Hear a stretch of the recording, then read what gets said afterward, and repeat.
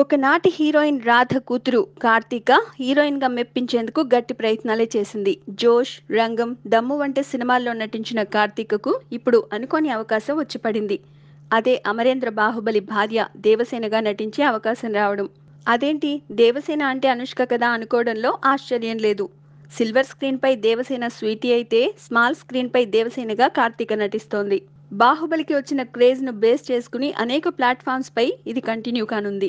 Baahubali theme తో serials తీస్తామని ఇప్పటికే writer Vijendra Prasad చెప్పారు కూడా. ఆరంభ్ అంటూ ఇప్పుడు హిందీలో ఓ సీరియల్ రూపొందనుండగా అందులో దేవసేన పాత్రను లీడ్ చేసుకుని కథ నడపనున్నారు. అంటే కుంతల రాజ్య యువరాణిగా దేవసేన రాజ్యం చేయడానికి వెనుక ఉన్న కథ అన్నమాట.